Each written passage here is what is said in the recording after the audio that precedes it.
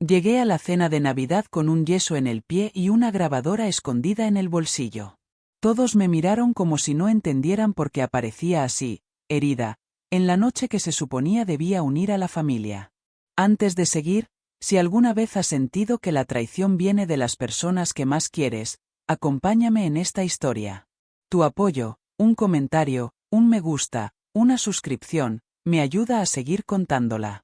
Nadie en esa mesa sabía que llevaba 2 meses preparando cada detalle de lo que estaba a punto de hacer. Nunca imaginaron que esa noche no estaban reuniéndose para celebrar, sino para escuchar la verdad que tanto tiempo intenté ignorar.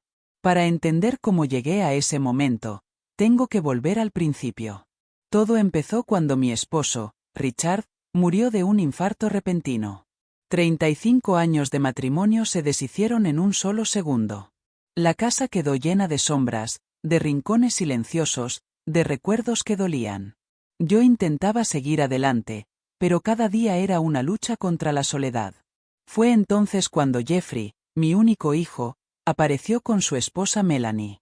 Llegaron diciendo que no debía quedarme sola, que querían cuidarme, que la casa era demasiado grande para mí. Necesitaba sentir que aún tenía una familia, así que les abrí la puerta. Se instalaron poco a poco. Primero el cuarto de huéspedes, luego el garaje, luego cada rincón de mi vida.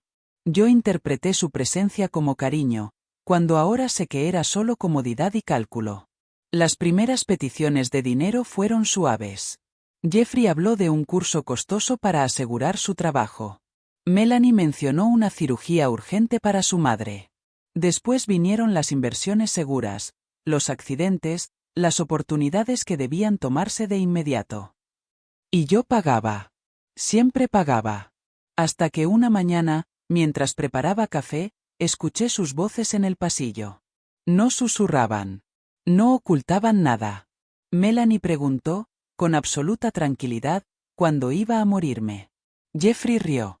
Dijo que yo podía vivir décadas más.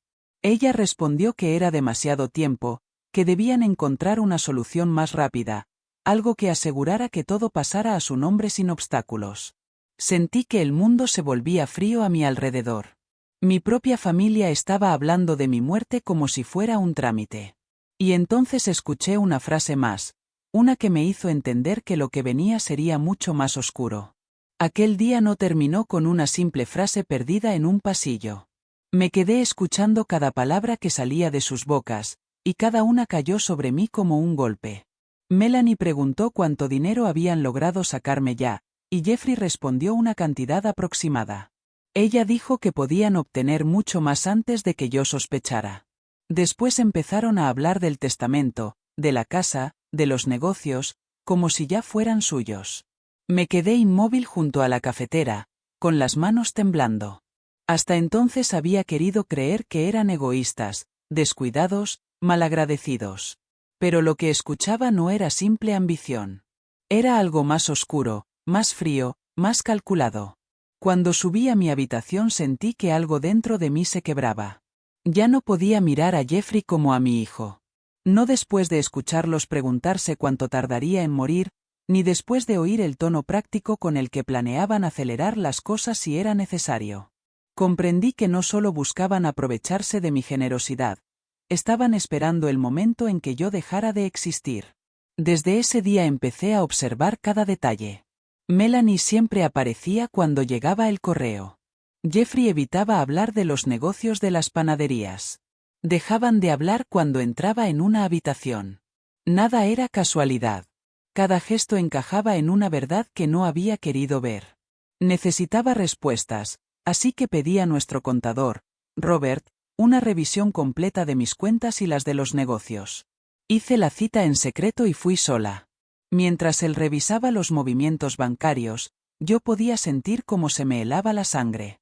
Había retiros que yo nunca autoricé, pequeñas cantidades, repetidas durante meses. Firmas digitales que Jeffrey tenía permiso de usar. Cuando Robert terminó, me explicó que en los últimos 10 meses habían desaparecido $68.000. No era descuido. No era un error. Era robo. Y en ese instante la mujer ingenua que yo había sido murió por completo. Volví a casa sin decir una palabra. Caminé por las habitaciones como si estuviera viendo por primera vez un lugar habitado por enemigos. Necesitaba saber hasta dónde llegaba su plan. Comencé a revisar sus cosas cuando no estaban. Abrí cajones, cajas, carpetas. Y entonces encontré algo que no esperaba.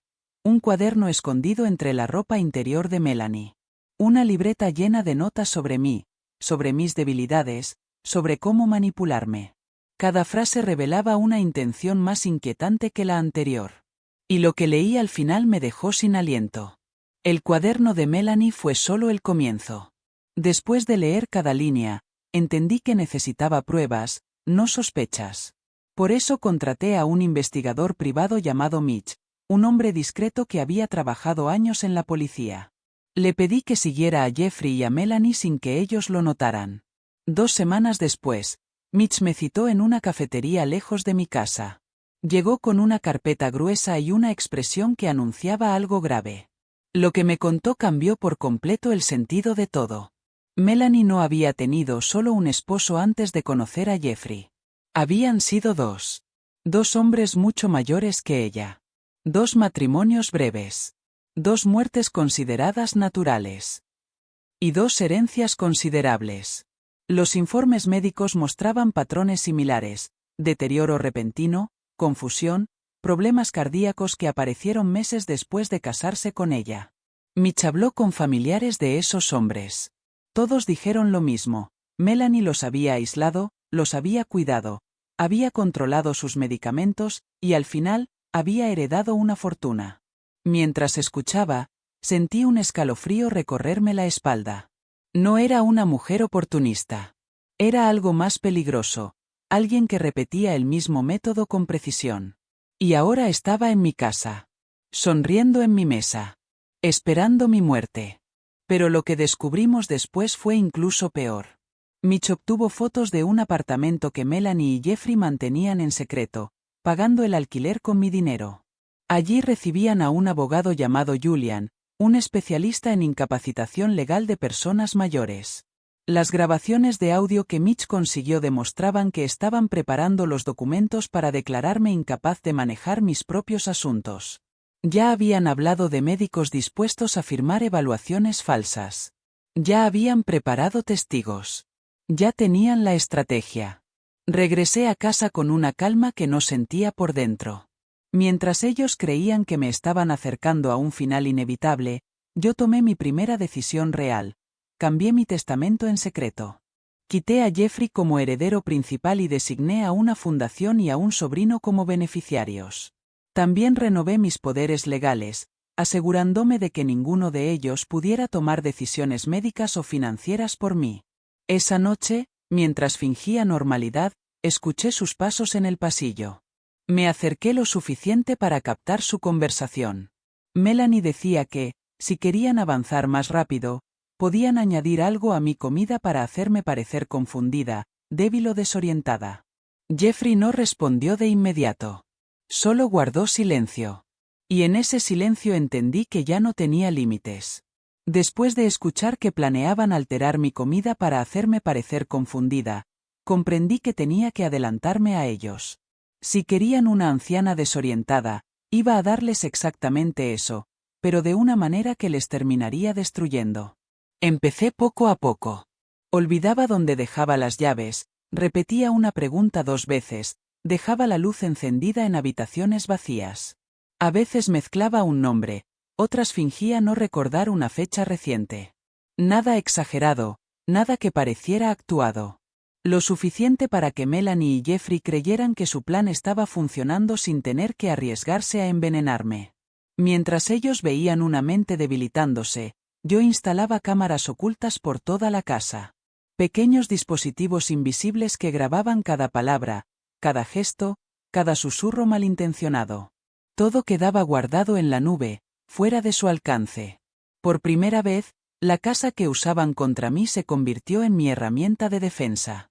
Melanie, al ver mis supuestas confusiones, empezó a traer amigas por casualidad. Las hacía entrar justo cuando yo dejaba un cajón abierto o tardaba más en responder.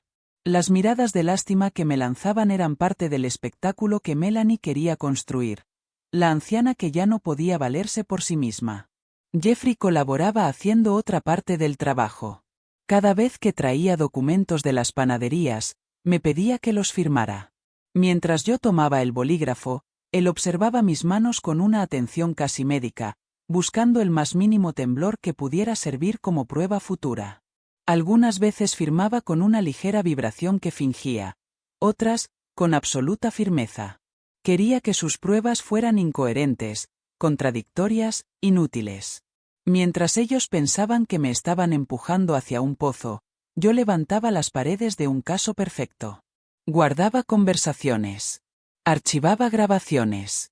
Tomaba notas detalladas de cada visita, cada palabra sospechosa, cada movimiento extraño. Aunque no decía nada, dentro de mí crecía una sensación inquietante. Melanie y Jeffrey estaban más tensos, más impacientes, más desesperados por avanzar.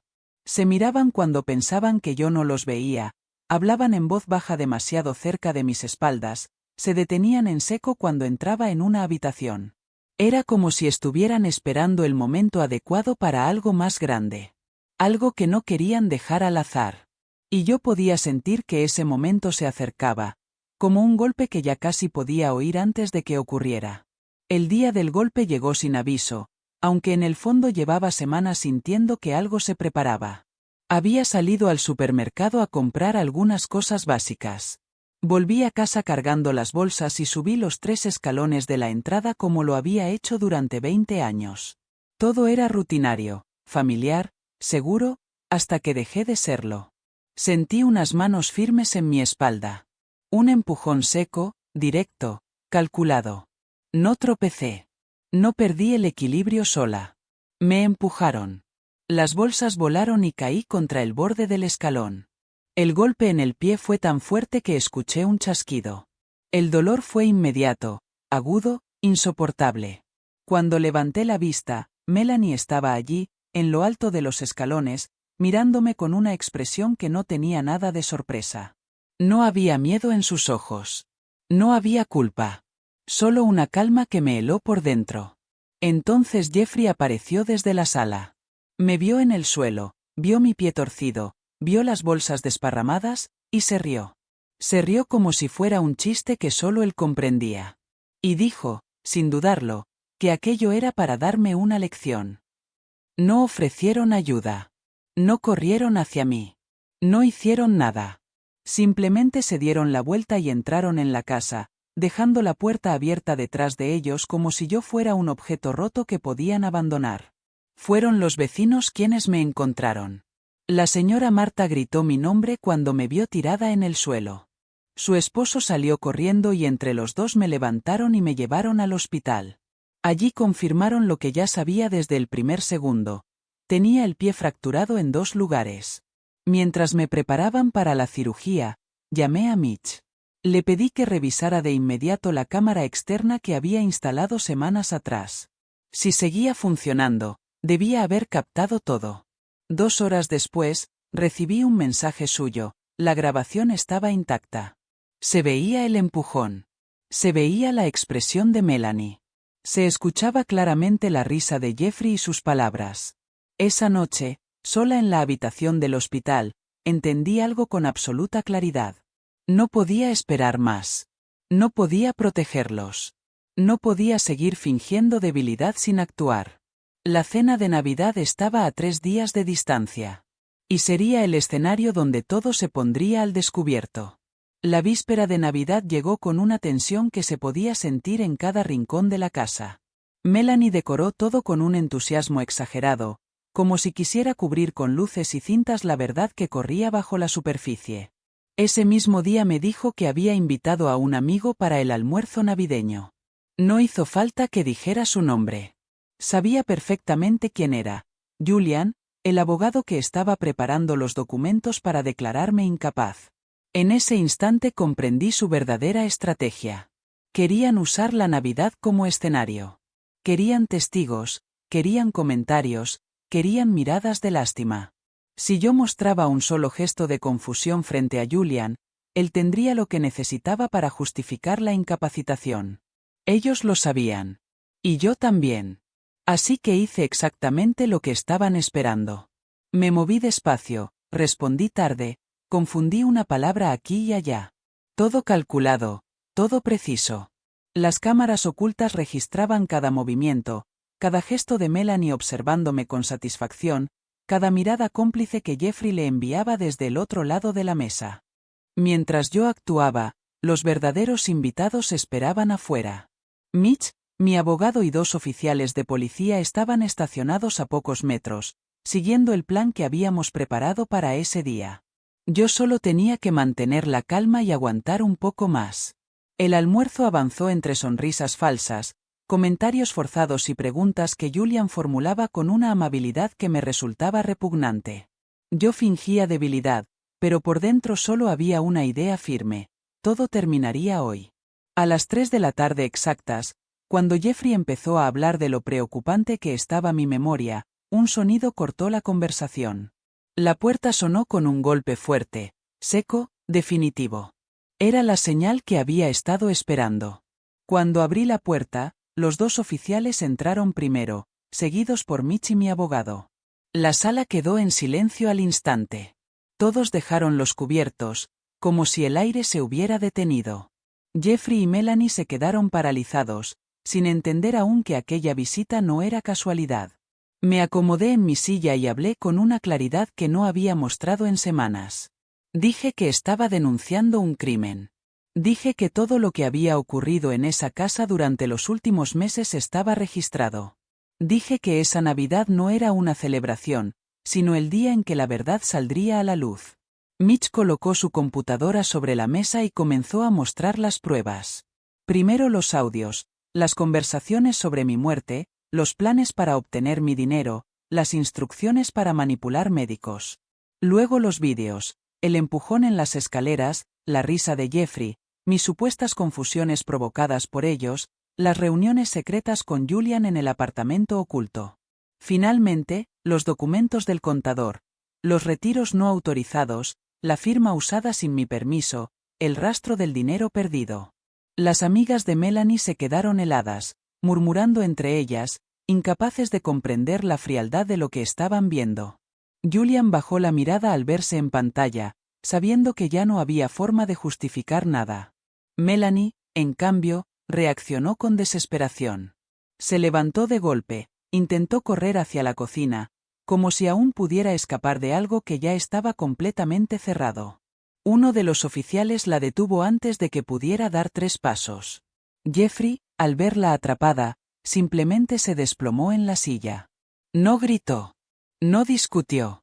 Solo se llevó las manos a la cara, derrotado, temblando. Los oficiales les colocaron las esposas sin resistencia. Pero mientras se los llevaban, entendí que aquello era solo el principio.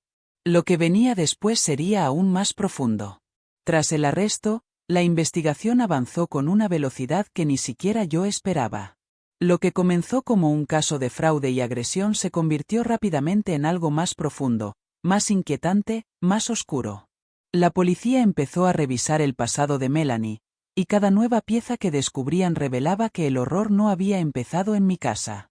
Abrieron nuevamente los expedientes de los 2 hombres con los que ella se había casado antes de conocer a Jeffrey.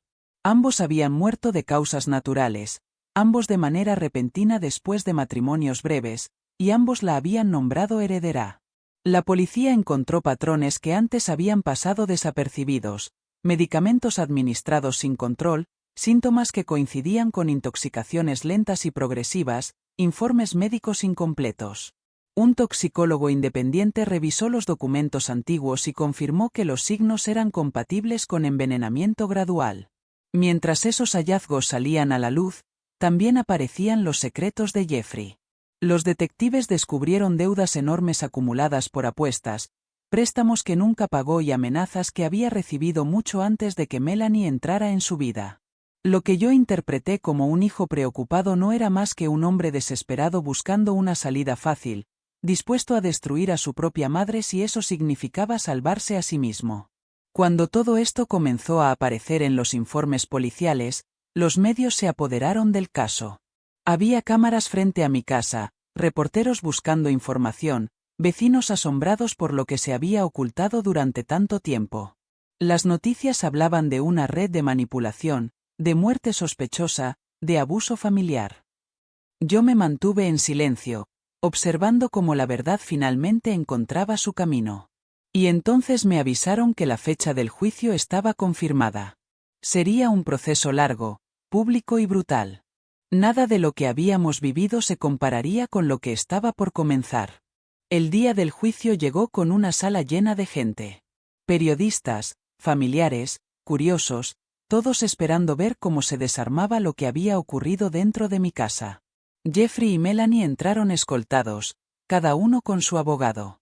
Evité mirar sus ojos.